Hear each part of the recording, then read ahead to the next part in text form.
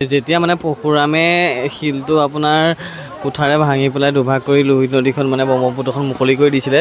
তো এতিয়া মন কৰক, এইটো আপোনাৰ এইটো শিল মোৰ বেকগ্ৰাউণ্ডত আপোনাৰ শিল দেখিছেনে? মই বেক কেমেৰাটো দেখাইছোঁ, মন কৰিব। হাই গাইছ, মই মনোজ শইকীয়া, নতুন এটা ভিডিঅ'লৈ আপোনালোকক সন্মুখলৈ আহিছোঁ পুনৰবাৰ। এতিয়া আজিৰ ভিডিঅ'টো হৈছে এই মোৰ পিছফালে আপুনি দেখিছে নহয়, পাহাৰখন যে পাহাৰখন, এইখন হৈছে আপোনাৰ পৰশুৰাম কুণ্ড। মানে পৰশুৰামে যিখন কুঠাৰে মানে লোহিতখন দুভাগ কৰিছিলে, আমি সেই জেগাটোলৈ আজি আহিছোঁ। বহুতো আপোনাৰ জানিবলগীয়া কথা আছে। আজি ভিডিঅ'টো ইমানৰ পৰা আৰম্ভ কৰিছোঁ, বলকচোন।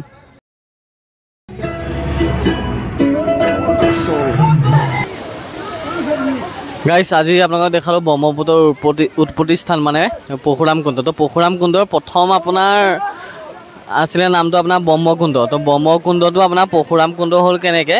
পৰশুৰামে যেতিয়া মাটি হত্যা কৰি পেলাই মহাপাপত ভুগিছিলে ন, মহাপাপত ভুগোতে তেওঁ মানে হাতৰ কুঠাৰখন নেৰোৱা হৈছিলে। নেৰাওঁতে তেতিয়া মানে এই হাতৰ কুঠাৰে ইয়াৰ আপোনাৰ শিল কাটি আপোনাৰ এই ব্ৰহ্মপুত্ৰখন মুকলি কৰিছিলে। মানে মুকলি কৰাৰ পিছতে সেই পানীয়ে গা ধোৱাৰ পিছত পৰশুৰামৰ পৰা হাতৰ কুঠাৰখন খাইছিলে। তো ইয়াৰ বিতংভাৱে গোটেই কাহিনীটো ক'ম বাৰু।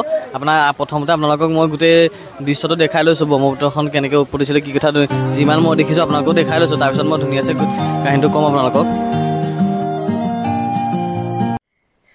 ৱেলকাম টু পৰশুৰাম কুণ্ড। এতিয়া আমি পৰশুৰাম কুণ্ডৰ বিষয়ে জনাৰ আগত আমি জানিব লাগিব পৰশুৰাম কোন আছিল। পৰশুৰাম আছিল হিন্দু ধৰ্মৰ বিষ্ণুৰ ষষ্ঠ অৱতাৰ।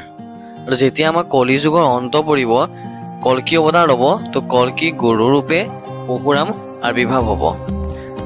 আৰু কলি যুগৰ এতিয়ালৈকে যেনেকৈ হনুমান অস্বস্থনা জীয়াই আছে বুলি আমি বিশ্বাস কৰোঁ, তেনেকৈ পৰশুৰামো এতিয়াও জীয়াই আছে। চিৰঞ্জীৱীসকলৰ ভিতৰত এজন হৈছে পৰশুৰাম। পৰশুৰাম কোন হয় এখন প্ৰাকৃতিক পাহাৰীয়া ঠাই, কিন্তু সাধাৰণ প্ৰাকৃতিক পাহাৰীয়া ঠাই নহয়। অৰুণাচল প্ৰদেশৰ লোহিত জিলাত অৱস্থিত এই পাহাৰীয়া ঠাইখন, কিন্তু ইয়াক আপোনাৰ দেওপানী বা বজ্ৰকুণ্ড নাম দিয়া আছিল। এই অঞ্চলটোত এটা শিৱ মন্দিৰ আছে। আৰু পৰশুৰামে এই লোহিত নদীখন ইয়াতেই কাটি দুভাগ কৰি মানে ব্ৰহ্মপুত্ৰখন ইয়াৰ পৰাই সৃষ্টি হৈছে, ইয়াৰ পৰাই পৰশুৰামে সৃষ্টি কৰিছে। এতিয়া কথা হ'ল এই ব্ৰহ্মপুত্ৰখন কেনেকৈ সৃষ্টি হৈছিল। যেতিয়া পৰশুৰামে পিতৃৰ আদেশক্ৰমে মানে নিজ মাতৃক নিজৰ কুঠাৰে আঘাত কৰি হত্যা কৰিছিল, আৰু তাৰ পাছত সেই মহাপাপ কৰাৰ পিছতে নিজৰ হাতৰ পৰা কুঠা এৰুৱাব নোৱাৰা হ'ল। আৰু পৰশুৰামে তাৰ পিছতে বহু বছৰ তীৰ্থস্থান দৰ্শন কৰিলে। তাৰপিছত একান্ত ভক্তে মানে ভগৱান শিৱক আৰাধনা কৰিলে। আৰাধনা কৰাৰ পাছত ভগৱান শিৱ পৰশুৰামৰ আগত দৰ্শন দিলে। যেতিয়া আহি শিৱ ভগৱানে কৈছে উত্তৰ পূৰ্বত এটি মানে ব্ৰহ্মকুণ্ড আছে, আৰু সেই ব্ৰহ্মকুণ্ডটো পাৰ কাটি মানে এই লোহিত নদীখন দুভাগ কৰিবলৈ কোৱা হৈছে। আৰু ইয়াৰ পানীয়ে যেতিয়া স্নান কৰাৰ পাছতে তেওঁ হাতৰ কুঠাখন হাতৰ পৰা এৰাব। আৰু তেনে কৰাৰ পিছতে পৰশুৰামৰ হাতৰ কুঠা হাতৰ পৰা এৰাইছে। আৰু তেতিয়াৰ পৰাই এই জেগাটুকুৰা মানে এই ঠাইটুকুৰাৰ নাম আপোনাৰ পৰশুৰাম কুণ্ড নামেৰে জনাজাত হৈছে। গাইছ, এটা লক্ষ্য কৰিব, যেতিয়া মানে পৰশুৰামে শিলটো আপোনাৰ কুঠাৰে ভাঙি পেলাই দুভাগ কৰি লোহিত নদীখন মানে ব্ৰহ্মপুত্ৰখন মুকলি কৰি দিছিলে। তো এতিয়া মন কৰক, এইটো আপোনাৰ এইটো শিল মোৰ বেকগ্ৰাউণ্ডত আপোনাৰ শিল দেখিছেনে? মই বেক কেমেৰাটো দেখাইছোঁ, মন কৰিব। এইটো দেখিছে নহয় শিলটো এফাল আপোনাৰ এইটো, আৰু আপোনাৰ তাৰ আপোনাৰ এভাগ হৈছে এই ভাগ আপোনাৰ এই ভাগ।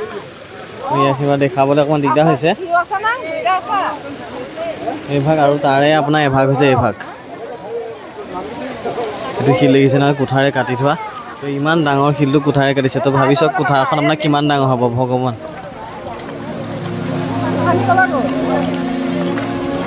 এইটো হৈছে আপোনাৰ পৰশুৰামে কুঠাৰে কাটি শিলটো মানে দুটুকুৰা কৰি পেলাই যি আপোনাৰ ব্ৰহ্মপুত্ৰখন মুকলি কৰি দিয়া স্থান।